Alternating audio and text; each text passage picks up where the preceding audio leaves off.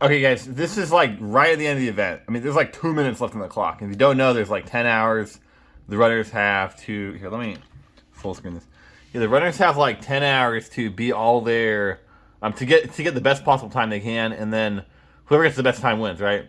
And you're watching. This is like right at the end of it. I'm pausing here. This is right at the end of the event. Ouija's on like a really good run, better than Green Suji's run. So here's the leaderboard at the bottom. Green Suji's a 56. Tag has a 1503, and then Ouija's a 1512. Just not living up to his skill level. I mean, frankly, he should be having closer to a 56.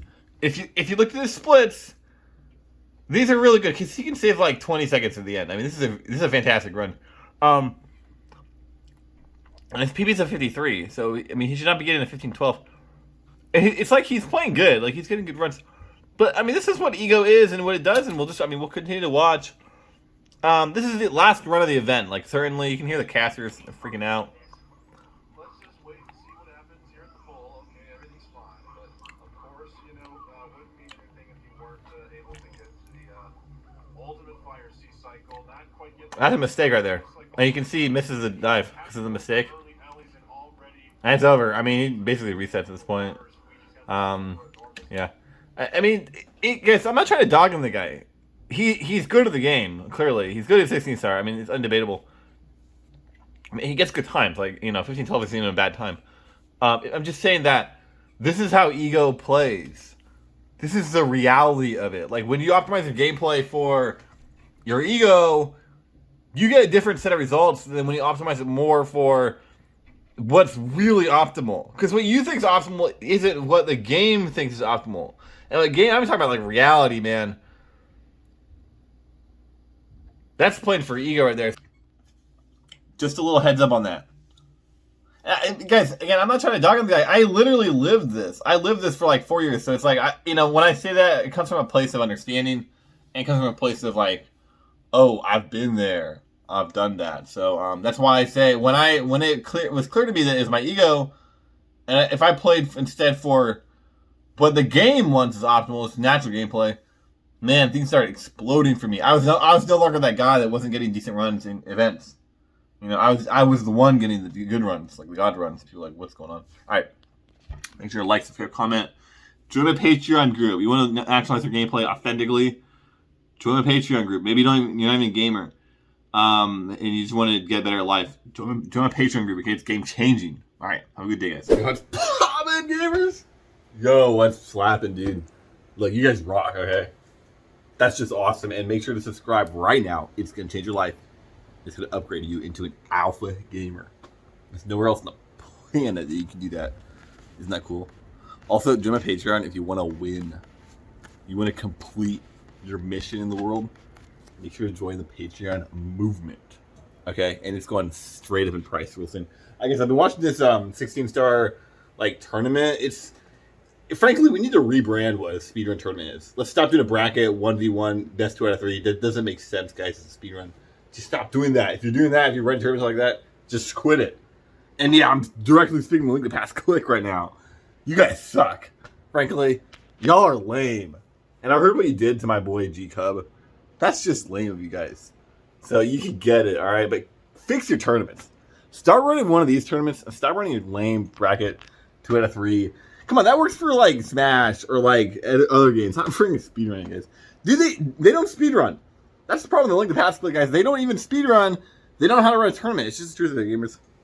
And the gamers, something really apparent. I was watching this. I was just like gaming, making my tacos, and watching this, and something really jumped out at me. That's apparent. Basically, this green Suiji guy is just way ahead of everyone else in 16 stars. It's just unprecedented. And like I'm used to make videos a little bit. Like I'm just gonna go out and say lifetime, like history of the game. This guy is the best 16 star runner. Like no one came close to him. I know a lot of people go on about the old Japanese runners. Come on, guys. Nobody else ran the game. Of course they were good at it. The green Suiji is for sure way better than anyone else. And I hate to say it, I include Ouija in there too. And I know the Ouija diehards will like attack me for this. I get that. I totally get that. But like, look at the reality of it, guys. Kid has a 1443 in 16 star. Which people thought was totally unrealistic and impossible. In fact, it's still better than most people's some of best. Ouija's PB is like a 53. It's not even close. And not only that, but like, dude, Green Suji wins every single one of these tournaments by like a landslide. Like he got a 14.56 in like 6 hours, and then he's like, okay, later. He hasn't even done the run since then. He's been giving off since then. It's just way ahead of the competition. Like there's no one's gonna be close. And it's interesting because Ouija on paper might be good. Like on paper, I think he's good. At technical level, I think he's good. And I think what happens is they do seem like they're close, but when it comes down to it, when it comes down to numbers and results, like Green Suji's dominating him every day. So I'm not trying to dog on Ouija because I actually think the kid has a lot. He has a remarkable skill set. But it just brings up something that is powerful that can fix this, and it's really applicable here. It's called natural gameplay. And this is what it applies to. This is why I do rate Green Suiji way above Ouija in this regard, because his gameplay is more natural. I mean, that's all it is. And this is something you got to realize. Let me change this camera, guys. It's just something you got to realize that with Ouija's gameplay, you just got to realize he has more game hours. He has more game hours than Ouija, or than Green Suiji. I know it's confusing, but he has more game hours. He has the same skill set. Arguably, he's better at mechanical things. He's been playing longer. He plays with more categories. Like this is not a problem of game hours and muscle memory. It's a problem of very high top end gameplay optimization. And what happens is when you get to that level, little micro details matter, and it's why rate Shia or Zaya really low, or much lower than most people do in my 16-star rankings of all time, because he would excel and he would peak out when there was no competition, and he looked like a god when this was going on. But like somebody like me who appreciates natural gameplay can actually see what's going on, and I noticed that, like, oh wait a minute. You made a mistake there. Oh, wait a minute. It seems like that's a weakness viewers they're not addressing. It seems like this is an inconsistent aspect, or your runs on average could be a lot better. What happens is, this is why natural gameplay is a game changer. It's a really game changer because when you start to think naturally, you're on a different degree of optimization and gameplay optimization. Suddenly, there's a lot of things that Ouija's doing right. Like, what is Ouija supposed to do better to perform better and get a 1443? Right? Nobody knows. I mean, it's not learn his strats. He knows every strat. It's not get better at the game. I mean, he can't get better at the game. He's already the best. And he's like way behind Green Suiji. So what is he supposed to do? Like, you can get better, but what is he supposed to do? Naturalize your gameplay. When you think naturally, you're looking at gameplay optimization in a different realm, in a different regard. You're not looking at it in theoreticals, right? Suddenly this argument that, like, well, you can't get better or you can't learn these strategies, that goes out the window, because we're thinking about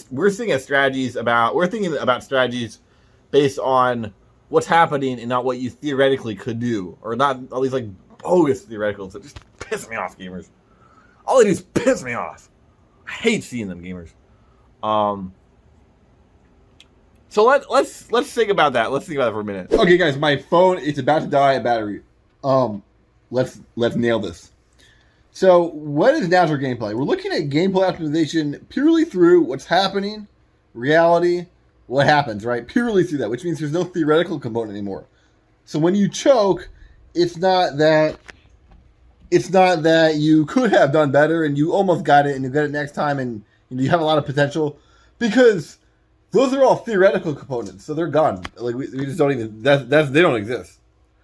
Like those aren't real, right? Those are theoreticals.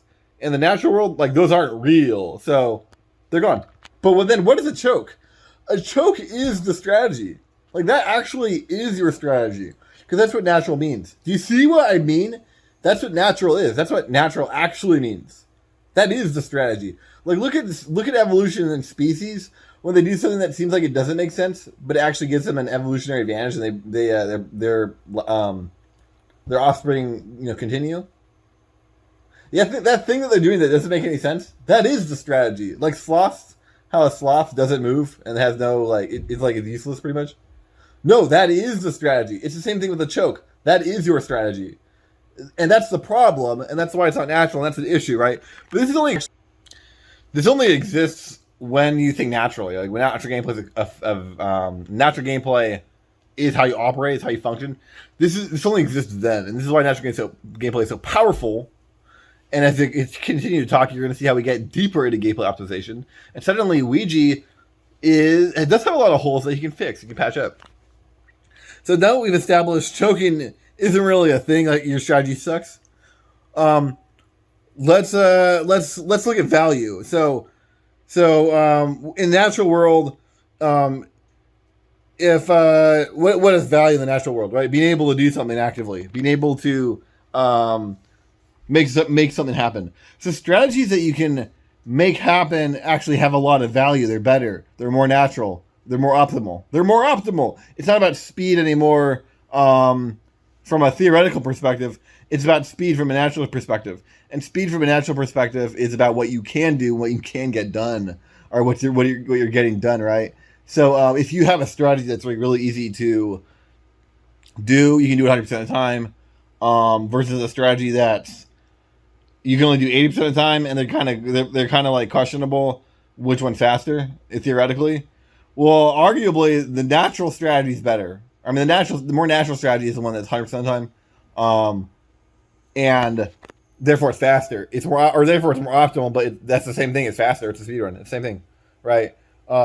So that is now that it's hard to say that it's a decent example. It's going to be different every different game, different strategy. It's going to be different. There's always pros and cons. This is why it's so interesting and so complex. And at a top level, this stuff really doesn't matter. And it matters the most at highest level of gameplay. And it doesn't matter what game. It matters the most what you think versus anything else, because that's going to create thousands of little strategies that all come together to create your gameplay. That's what matters the most. It's how you think. And that's why natural gameplay is so powerful. It's a cheat code. I mean, it's just a cheat code for gameplay optimization. So let's go into another example of how something is more natural and therefore it's better. And it can be the exact same strategy, but it can literally just be a different approach of how you think, which creates different nuances in the strategy, and it creates one much more optimal situation than another. For example, let's say a strategy like, I don't know, I mean, for the 60-star runners, like, what's a good one? Pillarless is a really good one. I mean, pick any strategy. They're also all the same. Pick any strategy, and you can do it like every now and then. And actually, the Dark World and the Sky cycles, I think, are better. Actually, Suiji's really good at this with the what do you call it? It's the last stage, bouncing the sky, and he has to do that long jump to the ledge, and it's like kind of hit or miss. His PB got it. It's like a big deal. It saves a lot of time. Well, you can have that strategy, and one person who doesn't think naturally is just going to try to get good at it and try to do it in runs and yada, yada, yada. But another guy who thinks natural, he's actually going to create a whole game plan for how to execute that strategy, because he realizes it's only 60% consistent. And so what he's going to do is he's going to actually set up a situation where he's going to get, out of 10 attempts there, 6 of them are going to get there. Or no, you see what I mean? Out of 10 runs there, 6 of them are going to get there and get past. And so what he needs then is the little details to not mess up. And he needs to know why it fails and why it succeeds. It doesn't need to succeed every time. It just needs to succeed when it succeeds. So he needs to cut out all the junk, all the extra stuff. He also needs to clean up the rest of the run, because that becomes I call it a pivot point in the run. It's a very important make or break point in the run. But if you don't think naturally like that, you're not going to curate the rest of the run and the rest of the strategy in order to just make it 60% successful. Like, somebody might try to make that strategy 90% successful. You would think 90 is better than 60%. Strats don't work like that. In order to make it 90% successful, he's sacrificing a lot of other advantages. And also, let's say he's not thinking naturally, he's not making the whole run function with the strategy. And so what happens is that 90% fails over and over and over and runs. It chokes over and over and over runs. And suddenly, their strategy is choking. Like the long jump, the bouncing in the sky cycle is what I'm talking about. it's choking. That's the strategy, right? But in their mind, it's like, oh, I can do that. I'm as good as him. I can always do it, right? So what it really does this create? It creates ego, right? And now you understand why. How is the strategy choking? Now you understand why I say their actual strategy, their optimal advantage is to choke, because it reaffirms their ego, right? It reaffirms their ego. It's the same thing in evolution. People do their species do the weirdest things to get to the to pass on their offspring. We're not trying to pass on offspring though. Maybe you guys aren't. I'll be every day out here as alpha gamers. We're not even trying. I mean, it's just a daily occurrence, but we're trying to get more optimal speedruns. So passing your DNA is not the goal. It's to get a more optimal speedrun or a faster speedrun. But this is cool too, because if that creates ego, if choking is how you create ego, and that by that process, by reducing or by understanding the process and changing the strategy to eliminate or reduce the choking, we're actually reducing the ego. Oh my god! I know, isn't that ridiculous? We're reducing ego, and that was as a byproduct of how philosophy is a byproduct. It wasn't. I'm not saying let's reduce the ego and then we'll get better at the game. No, I said let's get better at the game, and then by thinking about it, we actually ended up reducing ego, which is cool because guess what? You can only reduce ego as an effect. If you try to reduce ego, that creates ego, because guess what ego actually is? Ego is when you try to manipulate a result, right? So if you try to reduce ego, you're actually trying to manipulate the end result anyway, which means you create ego. So you can't directly reduce ego. It's impossible. But we indirectly reduce ego. We didn't even try. I know, it's game-changing. Game-changing. That's why I need you guys to join my Patreon movement. Okay, I actually have big plans for it. It is going up for $20 soon. There's something I want something for you guys to do in there, and I think I figured it out. So I want you guys to doing that because I want to be able to tell people on a broad scale. Seriously, game changing. It's game changing. Once you start thinking naturally, and you cut out the ego, and you make your strategies more natural and more consistent. It's not even necessarily consistent. Like the PBing will be more consistent. You realize, wow, I'm PBing a lot, and they're good PBs. But it's making things more reliable. You know, it's making sure things happen. Once you start realizing that and doing that, you're gonna be like, this is insane. Something else. So I mean, look, guys, I got to get out of here. Make sure to subscribe, like, comment. Okay, comment what your thoughts on this game. Powerful video. Also, let me know what you think about the 16-star people, the whole 16-star crowd. I know I've had a lot of beef with them. I think I'm banned in every single 16-star speedrunners chat. Like none of them like me. Just a heads up. If you share this video with your friends, your 16-star speedrunners, you're probably gonna get backlash. Your friends are probably gonna start saying weird things about you. There's probably gonna start gossiping behind your back. And I know that's kind of weird. That's how cliques operate. It's just how it is. And the 16-star clique doesn't like me. But 16-star as a speed run is great.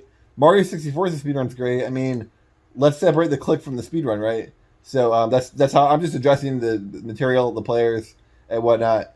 Yeah, I hope you guys change your life from this video.